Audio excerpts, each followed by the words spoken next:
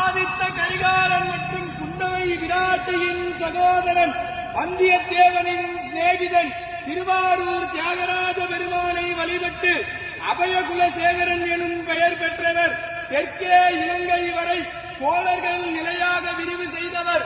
தெய்வீகமான சொல்லாற்றும் நீதிமானாக இருந்து அருள்மொழிவர்மன் சேர சோழ பாண்டிய நிலைகளை ஆட்சி செய்த மும்முடி சோழன், கலைஞர் கோட்டையை வென்ற கலைஞர சோழன், கோயில்களை கட்டிய திருக்கோயில் சோழன், மக்கள் நலன் நியாயம் காட்டிய மண்மணி சோழன், தஞ்சையை ஆண்ட தஞ்சை வல்லவன், சிவபக்தியில் சிறந்த சிவபாத சேகரன், திருமுறை கண்ட சோழன், மகா கலைஞன், மாநகர் அரசன், கடல் வீரன், சோழ வம்சத்தின் மிகச்சிறந்த ஆளுமை கொண்ட தெய்வீக அரசன், நம் பெரும்பாட்டன் பேரரசன் ராஜராஜ சோழன் வருகிறார் வருகிறார் வருகிறார்.